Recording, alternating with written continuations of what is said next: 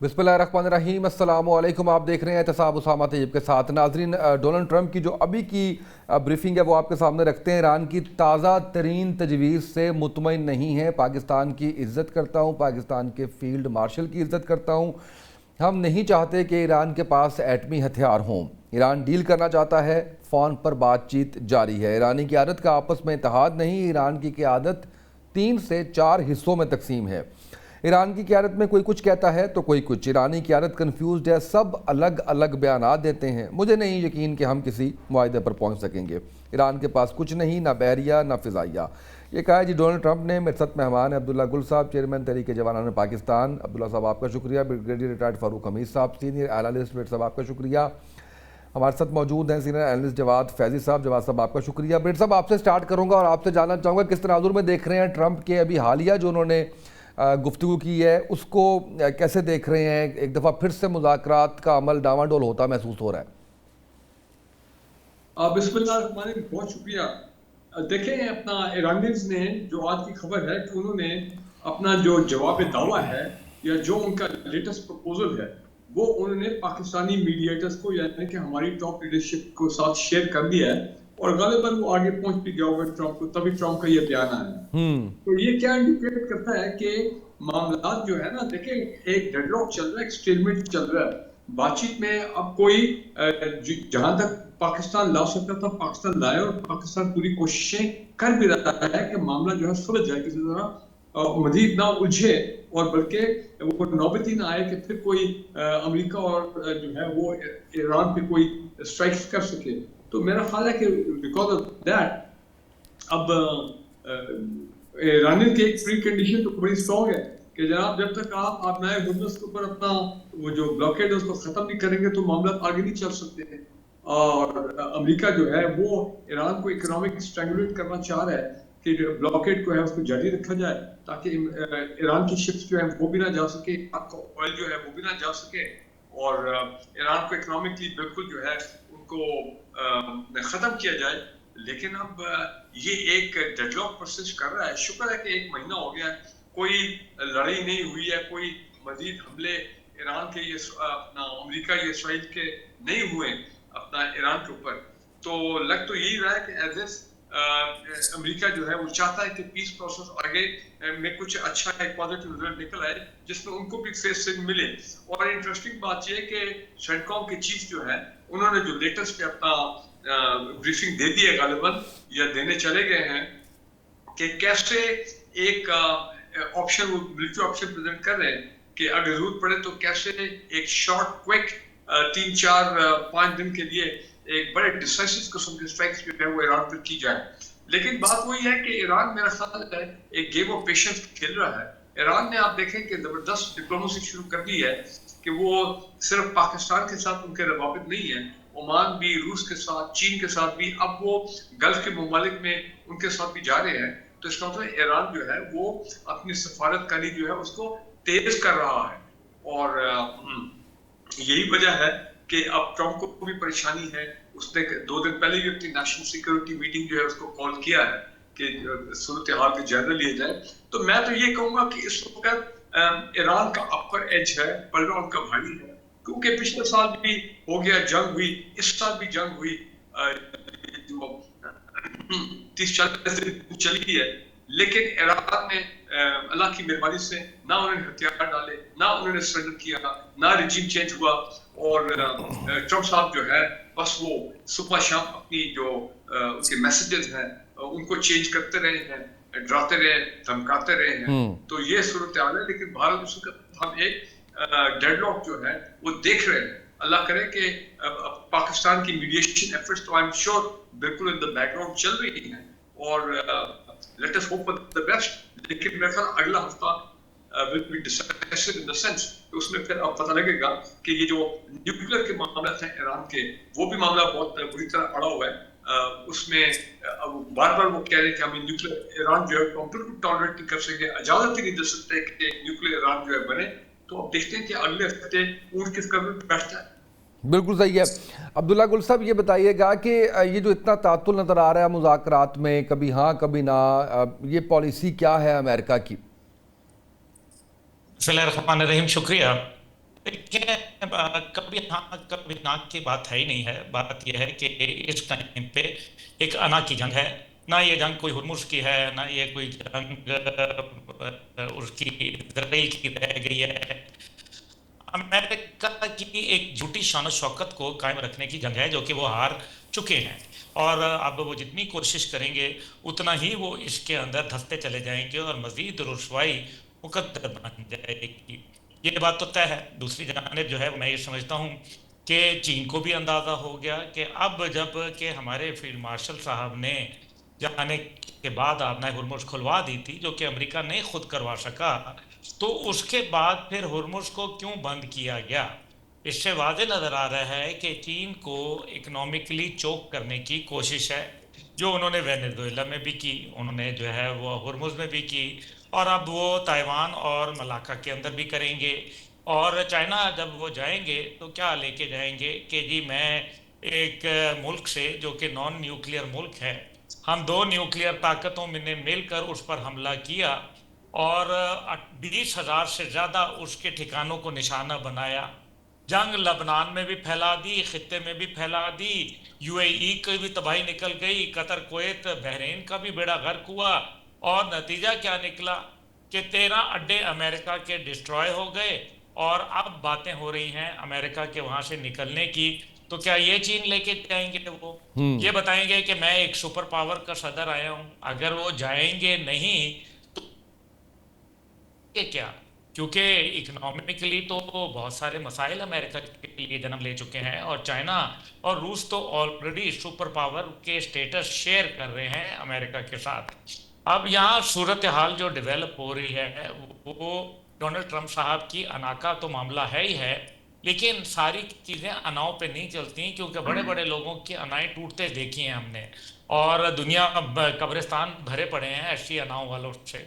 बहरहाल लुबे लुबाब इसका ये है कि जो जंग है अगर वो अब एक नए रुख को इख्तियार करेगी, तो फिर अगर ये जंग होती है तो बहुत ही इस टाइम पे हौलनाक जंग ये बन जानी है। बूट्स ऑन ग्राउंड की अगर बात जहां तक उन्होंने कही कि पेंटागन ने बहुत सारे, क्योंकि हमारे तज्जियाकार भी और हमारे टेलीविजन बात कर रहे हैं कि जी वो पेंटागन ने एक नया फार्मूला दिया, तो पहले पेंटागन से ये पूछें कि जो माजी में उनके आला तरीन फार्मूले थे वो कामयाब हो गए? क्या उनके अंदर कोई कामयाबी नसीब हुई या टोटल रुसवाई और जिल्लत थी? तो मकसद यह है कि कोई एक टारगेट जो अमेरिका ने दिया था वो अचीव नहीं हुआ। अब अगर ये जंग को करके देखना चाहते हैं, ग्राउंड ऑफेंसिव लॉन्च करना चाहते हैं, तो ना मौसम ना माहौल, 2.25 करोड़ लोगों ने ईरान के अपने आप को वॉलंटियर किया है जंग लड़ने के लिए। तो can they fight a nation? क्या दुनिया में कभी भी कोई नेशन हारी है किसी फौज से? क्या तारीख इंसानियत ये हमें सबक नहीं सिखाती?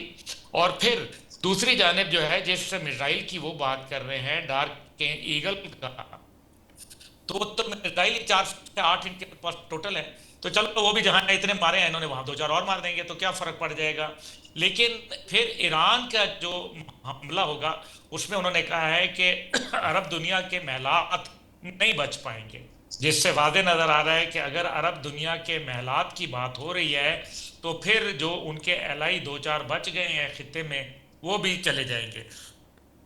ऐसी सूरत के अंदर मैं समझता हूं कि टाइम ईरान के पास निस्बतन अमेरिका के जो है वो ज़्यादा है, अमेरिका के पास टाइम कम है। इकोनॉमी उनकी बहुत मुश्किल हालात में, और पूरी दुनिया की भी। दूसरी जानिब हुर्मुज उनके कंट्रोल में नहीं है, अगर उनके कुछ कंट्रोल में है तो इक्वली ईरान के भी कंट्रोल में है। और फिर सबसे बड़ी बात यह है कि अमेरिका को जो इन्वेस्ट करने वाले ममालिक हैं, अरब दुनिया, वो उनका तो इकोनॉमी का बेड़ा गर्क हो गया है। जब वो कमाएंगे नहीं तो अमेरिका के प्रोजेक्ट्स में इन्वेस्ट क्या करेंगे? और फिर आप देखें जो एविएशन इंडस्ट्री को सत्यानाश हुआ, ये तमाम बातें इस बात को वजाहत देती हैं कि मुश्किलात में अमेरिका के लिए इजाफा ज़्यादा है बनिस्बत ईरान के। इसमें कोई शक नहीं है कि ईरान को बहुत नुकसान हुआ, कोई शक नहीं है कि उनके 20 लाख लोग बेरोजगार हो गए। इसमें क्योंकि कोई शक नहीं है कि उनके लिए तेल के कुएं खुश्क हो जाएंगे अगर ना प्रोडक्शन ना हुई। लेकिन तेल के कुएं सिर्फ इनके नहीं खुश्क होंगे, अरब ममालिक के भी हो जाएंगे, क्योंकि अब ना हुर्मुज में अगर अमेरिका ईरानी जहाज़ों को जाने नहीं दे रहा तो ये लोग आने भी नहीं दे रहे, बात ही खत्म हो गई। बिल्कुल सही, बिल्कुल ठीक है सर। जवाद फैजी साहब, ये बताइएगा जो डोनाल्ड ट्रंप जो बार बार जंगबंदी ख़त्म करने के इशारे दे रहे हैं, सर आप समझते हैं कि जंगबंदी ख़त्म होकर दोबारा से मामला जो है जंग की तरफ जा रहा है?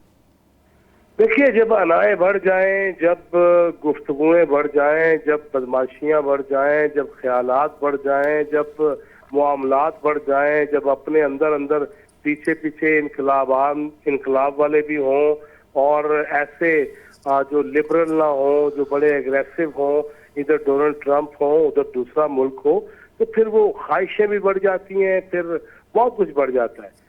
उसको कूल डाउन करने की जरूरत है सबसे पहले। और मैं समझता हूँ कि डोनाल्ड ट्रंप साहब के बारे में तो ये पता ही है कि वो 804 ही हैं किस्म के, जो मर्जी कह सकते हैं, जिधर मर्जी जा सकते हैं, जो मर्जी खेल रचा सकते हैं, वो ट्वीट भी कर सकते हैं, वो अपनी इमेजेस भी ऐसे ऐसे बंदूक वाले, गोलियों वाले, फलाने वाले, कभी वो महात्मा बन जाते हैं अपने मजहब के हवाले से। लिहाजा एक तो वो है। दूसरी तरफ देखिए, मैं एक और भी बात कहना चाहता हूँ, मैं चले दूसरी तरफ ज्यादा नहीं जाता। हमारा हमसाया बरादर मुल्क है, गलतियां भी होंगी, हम पे हमला आवर भी हुआ, इंडिया के साथ ताल्लुकात भी बड़े अच्छे रहे, चाबहार भी थी, गवादर को नाकाम बनाना भी था, ये सब कुछ था। मगर उसके बावजूद उधर से भी ऐसे ऐलानात, मैं ये समझता हूँ, मैंने हमेशा ये कहा और मैं आज भी अपने इस पॉइंट पे खड़ा हूँ कि जो ग्रेटर किसी भी मुल्क को बनाने की ख्वाहिश है ना, वो नहीं होनी चाहिए। वो अमेरिका की भी नहीं होनी चाहिए सुपर पावर मजीद बनने की, और सुपर पावर नहीं रही। ये ईरान ने उसे बता दिया और ईरान के इत्तेहादियों ने बता दिया, ईरान के खैरखाओं ने भी बता दिया कि अब वो अमेरिका सुपर पावर तो नहीं रहा। इसराइल का जो तूती बोलता था ऐ कर देगा, वो कर देगा, वो नहीं कर सका। लिहाजा ये भी दुनिया देख रही है क्या बैलेंसिंग कैसे हो रही है और रीअलाइनमेंट कैसे हो रही है। अब तो वो कहानियां हैं। लिहाजा मैं समझता हूँ कि आप लाए हुर्मत से लेके, और मैं माजरत खा हूँ कि मुझे आवाज चूंकि क्लियर नहीं थी जितने भी मेरे दो दोस्त बोले हैं, लेकिन मैं अपनी जानिब में जो कहना चाह रहा हूँ वो ये जरूर है कि देखिए, इस वक्त जब आपकी ख्वाहिशात बहुत बढ़ जाएंगी, जज्बात बहुत बढ़ जाएंगे, अवामी सतह पे आपने जज्बात इतने फैला दिए होंगे, उनके जहनों को बना दिया होगा, अजहान चुके होंगे, और निस्फ सदी में आपने, ये निस्फ सदी का किस्सा है ना, ये 2-4 बरस की बात तो है नहीं, कि आपने अपने अपने मुखालफिन को शुद्ध मत से देखा, उनके दरमियान नफरतें पैदा की, मर्ग बर की बात की, आपने कहा कि पत्थरों के दुआ में भेज देंगे। ये वो सारी चीजें हैं जिसके बाद वक्त लगता है और लगना भी चाहिए, मैं ये समझता हूँ। लेकिन हमने अपने तौर पे जो पाकिस्तान ने किया, वो उसने ऐसा किरदार अदा किया जिसने ये बताया कि हम ख्वाह भी हैं, अमन के मुतलाशी भी हैं, हम पे भी इल्जाम लगा पहलगाम का, तो हमने यही बात कहा था कि भाईजान ले आओ, जो कुछ ले आना। भाईजान कह गए कि आप खित्ते में हैं, मौजूद हैं, आबादी बड़ी है, आपकी चले जमहूरियत भी बड़ी होगी, लेकिन वो सारा सेकुलर और जमहूरिज्म हमने वार के रख दिया। बढ़ गया ना जब यहाँ से फील्ड मार्शल ने जंग की ऐसी हिकमत अमली इख्तियार की। तो मैं उधर मजीद नहीं जाना चाह रहा कि हमने पूरे खित्ते में, पूरे इलाके में, पूरी दुनिया में ये बता दिया कि हम अमन के ख्वाह भी हैं, हम ईरान के साथ भी अपने जो बरादराना सलूक है और जो भी हमारे सलूक रहे हैं उनको सामने रख के आज भी हम ज्यादा, आज जो दिल है ना वो फर्चे राह किए हुए हैं, आंखें फर्चे राह किए हुए हैं। हम अपने जहनो जिस्म के साथ, अपनी बॉडी लैंग्वेज के साथ ईरान को जिस तरह मिल रहे हैं, हमने बुला दिया, आओ आगे बढ़े। इसी तरह हमने अमेरिका की सरजमीन पे, लोग तो यहाँ कहते हैं ना कि field marshal, prime minister, deputy prime minister America गए तो वो तोहफे दे रहे थे, तो वो क्या दिखा रहे थे, और सोशल मीडिया पे सब चल रहा थी। लेकिन उसके बावजूद मेरा तयक्कुन ये है और मेरे इल्म ये है, मेरी खबर ये है कि अमेरिका के अंदर खड़े होके कहा गया था कि जिस दुनिया में पाकिस्तान नहीं है वो दुनिया काबिल कबूल नहीं है। लिहाजा हमने एक तरफ ये भी बता रखा है, एक तरफ ये भी बता रखा है। हम आज भी कहते हैं कि देखिए, अगर ईरान पे गलत कोई पाबंदियां हैं तो यकीनन वो पाबंदियां उठनी चाहिए। हम तो हमेशा से इन्हीं कुव्वतों के, इन्हीं आवाजों के, इन्हीं ख्यालात के हमेशा मालिक रहे हैं और मालिक रहे हैं, हाँ नहीं रहे, मालिक रहे हैं कि हाँ कहीं पे भी जुल्म नहीं होना चाहिए। चले ज़बानी कलामी सही, आमलन नहीं भी कर पाए, माजी की गलतियां भी हो गई, मगर उसके बावजूद अब वो दौर है जब हम जंग जीत के। ब्रिगेडियर साहब ये बताइएगा, स्टेट ऑफ हुर्मुज़ पे अमरीकी नाकाबंदी को देख लीजिए, ईरान भी बड़ा संजीदा नज़र आता है इसके ऊपर और कौमी सलामती को ख़तरा भी करार दिया जो अमेरिका की तरफ से नाकाबंदी है। अब ये तनाज़ा हल होते हुए नज़र आ रहा है, इसका इम्पैक्ट तो पूरी दुनिया पे आ रहा है। नहीं देखिए, इस वक्त तो मैं पहले भी कहा ना, स्टेटमेंट चल रहा है और ये वाकई स्टेट ऑफ हुर्मुज़ का जो ब्लॉकेड अमेरिका ने किया हुआ है, उस वजह से थोड़ा बहुत तो उसने, ईरान ने तो कोशिश की कि उसको ब्लॉकेड को तोड़ने के लिए, कि उन्होंने एक खास एक रूट बनाया है जो बिल्कुल अराउंड द कोस्ट लाइन है, जहाँ पे कुछ शिप्स जो है वो उनको निकलने की वो फैसिलिटेट किया है ईरान वालों ने। लेकिन ओवरऑल तो ब्लॉकेड कायम है और बिल्कुल जब ऑयल एक्सपोर्ट्स वहां पे खत्म हो गए तो गल्फ कंट्रीज की, तो एक तो उनको बड़ा सख्त नुकसान हो रहा है। ईरान का अपना ऑयल एक्सपोर्ट जो है उनको इमेजिन करें कितना शॉक मिल रहा है। फिर बिल्कुल जो बाकी ममालिक हैं, चीन है जो बिल्कुल डिपेंड करते हैं, 70% उनके ऑयल आता है ईरान से। आप इमेजिन करें कि उनकी क्या सूरत है, even for that matter India. तो और वेस्ट में जो ऑयल, यूरोप कंट्री जो ऑयल लेती है अपना ईरान से, so it is having a very very bad effect on the economy, मईशत पे, एनर्जी क्राइसिस। पाकिस्तान देख ले, पाकिस्तान ने कितना सफर किया और कर रहा है। पाकिस्तान कहाँ एक महीना पहले 250 रुपए लीटर था, आज अब 800 रुपए लीटर पे पहुंच गए। और वी नॉट श्योर कि आने वाले दिनों में क्या होगा। वो ट्रम्प एक स्टेटमेंट देता है तो जनाब ऑयल जो है वो और बढ़ जाता है, उसकी कीमतें, ब्रेंट ऑयल बढ़ जाता है और दूसरा ऑयल जो है उनकी कीमतें बढ़ जाती हैं और जिसका इम्पैक्ट जारी बात है लोग ममालिक की इकोनॉमी पे आता है। और पाकिस्तान जैसी कंट्री जिसकी ऑलरेडी मईशत जो है वो बड़ी फ्रेजाइल है, वो फिर ज्यादा इफेक्ट होती है और उसका इफेक्ट नीचे इफेक्ट जाता है आवाम के ऊपर, लोगों के ऊपर। सो ये इसका यही वजह है कि problem one of the reason कि पाकिस्तान भी बहुत कीन है और सिंसियरली हम क्यों फैसिलिटेट कर रहे हैं मीडिएशन को, इसलिए कि किसी तरह सबका भला हो जाए, गल्फ कंट्रीज का भला हो, ईरान का भला हो और ये ब्लॉकेड वाली चीजें खत्म हो, कोई मसलत हो, middle of the line solution देना है। हार्ड लाइन पोजीशन अमेरिका भी छोड़े, हार्ड लाइन पोजीशन ईरान भी छोड़े, ईरान भी थोड़ी फ्लेक्सिबिलिटी शो करे। और ये बात सही है कि ईरान के अंदर भी कुछ एक्सट्रीमिस्ट हार्ड लाइनर लॉबी जरूर है जो कि अपनी उनकी जो पॉलिटिकल लीडरशिप है उनके साथ उनकी वो हार्मनी उस तरह नहीं है। वो हार्ड लाइन लॉबी चाहती हैं कि ये इसराइल के खिलाफ और ये अमेरिका के खिलाफ ये जो है मज़ामत है ये जारी रहे, दे आर रेडी टू पे एनी कॉस्ट। सो ये एक बड़ी कॉम्प्लिकेटेड सूरत हाल है। ट्रम्प ने तो यहाँ तक कह दिया है कि अभी हमारे साथ बात कर लो टेलीफोन पे, give me a call, you know. तो ट्रम्प तो डेस्परेट है कि कोई निकले बीच में, एग्रीमेंट निकले कि उसको फेस सेविंग मिले, उसकी जान छूटे। पिछले साल भी वो फंस गया था लेकिन निकल गया 12 दिन के बाद। अभी तो आप देखें 50-55 दिन हो गए लेकिन जंगी हालात पे हैं, वो तो कायम है। एंड यू नेवर नो, जिस तरह मैंने पहले कहा गालिबन कि सेंटकॉम के चीफ ने जाके ब्रीफिंग दी है कि कैसे 4-5-6 दिनों के अंदर एक मिलिट्री ऑप्शन इस्तेमाल किया जा सकता है। खुदा ना खास्ता अगर वो नौबत आ गई तो फिर आप मुझे ये बताएं कि ये तो मामला फिर बैक टू स्क्वायर वन हो गया। फिर तो उसका बड़ा सख्त इफेक्ट है कि इसराइली जो है वो भी अपना शुरू हो जाएंगे। लेकिन एक बात है कि ईरान ने को ये जो 3-4 हफ्ते हैं वो ईरान को मिले हैं इन द सेंस, ये जो पॉज आया है और obviously Pakistan gets the credit for it कि वो अभी भी कह रहे हैं कि 60% ऑफ आवर मिसाइल फोर्स और हम बिल्कुल तैयार हैं for any kind of eventuality, चाहे कोई ग्राउंड इन्वेजन हो, चाहे उसके बाद दोबारा को हुर्मुज़ के ऊपर कोई इन्वेजन हो या ईरान के ऊपर एयर स्ट्राइक्स हो। We are ready even for that matter. Nuclear की भी वो बात कर रहे हो, कहते हैं न्यूक्लियर के ऊपर तो सवाल ही नहीं पैदा होता कि हमको कॉम्प्रोमाइज करें, हम शहादत कबूल कर लेंगे। न्यूक्लियर को उनको प्लेट में पकड़ा देना, यूरेनियम में वो चीज करने को तैयार नहीं है। सो ये एक तरफ कहाँ सुपर पावर है, उसका बगल बच्चा इसराइल है, दूसरी तरफ ईरान जो है जिसकी मज़ामत देखें, उसकी रेजिलियंस देखें, कमाल हो गया। ये तो कोई हम लोग सोच भी नहीं सकते थे कि ऐसी सूरत हाल पैदा होगी कि Iran is dictating the terms right now. बिल्कुल सही है। अच्छा, मुझे अब्दुल्ला गुल साहब, जो इस वक्त हम देख रहे हैं खाम तेल की कीमतों में 2022 के बाद सबसे बड़ा जो है वो इजाफा, ये जो आप इकॉनमी को लेके मामलात, तेल की कीमतों को लेके मामलात देख रहे हैं, आपको लगता है कि ये एक आर्जी रद्द अमल है, आर्जी तौर पे ये कीमतें बढ़ी हैं, या आपको लगता है कि अब लॉन्ग रन में ये कीमतें ऐसे ही रहेंगी? देखिए, ये फिलहाल तो आर्जी है, लेकिन ये मुस्तकिल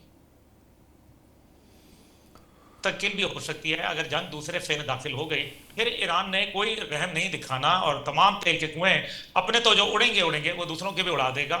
उससे फिर जो एक मेरे ख्याल में मुश्किलात में वो ऐसा इजाफा होगा जो शायद दुनिया ने पहले न देखा हो। फिर तो ये 200 बैरल से भी ऊपर चला जाएगा। और मेरा ख्याल है कि अभी जो ऑलरेडी सिचुएशन है, और अगर सदर ट्रंप को ये झांसा दे दिया है उनकी फौज ने कि वो दोबारा this war is winnable for them, I think they are badly mistaken. और मेरा ख्याल है कि ऐसा नहीं होना चाहिए, लेकिन वन नेवर नोज, क्योंकि वो एक अनप्रेडिक्टेबल शख्सियत के मालिक हैं। और मेरे ख्याल में अपना जहनी इस टाइम पे जो उनकी हालत है, वो तो खुद अमेरिकन उसके ऊपर बातचीत ऑलरेडी कर रहे हैं, और उनके अपने डॉक्टर्स कहते हैं कि 27 किस्म के जहनी अमराज में वो मुब्तला हैं। हाउएवर, इस सब के बावजूद अगर ईरान के पास अगर लेट्स से कि हमला नहीं भी होता, तो तेल की कीमतों में तो इजाफा मुझे लगता है कि फिलहाल तो वापस होता नज़र नहीं आ रहा मुझे। और इसमें टाइम लग जाएगा, क्योंकि गैस के जो ज़खायर थे उनके ऊपर भी हमला हुआ, और इस सब के अंदर अब तमाम कंपनीज कोशिश यही करेंगी कि वो अपने तेल की पैदावार को बढ़ा लें, लेकिन साथ ही साथ ये है कि वो उसकी कीमत से अपने नुकसान का अजाला करें। एक ये बात आ गई। दूसरी जानिब जो उनके थर्ड पार्टी इंश्योरेंस कंपनीज हैं, जो इसके अंदर प्रोटेक्शन एंड लायबिलिटी क्लब है, वो तो मेरा ख्याल है कि इस टाइम पे वो 17 से 24 माह लगेंगे उनको दोबारा अपने आप को फंक्शन करने के अंदर, लोगों की जो यानी कि इंश्योरेंस फराहम करने में, which is a long process. और इस सब का जो असर होगा वो ज़ाहिर है तेल की कीमतों के अंदर हायर एंड की वजह से जो है वो उसको पूरा किया जाएगा। तो तेल की कीमतें तो भाईजान अभी आपको ज़्यादा ही मिलेंगी, मुझे कम होती नज़र आती नहीं है। बिल्कुल सही है। ब्रेक पे जाते हैं, ब्रेक से वापस आएंगे, इस पर कुछ मज़ीद बात करेंगे। नाज़रीन, एक शॉर्ट ब्रेक, हमारे साथ रहिए।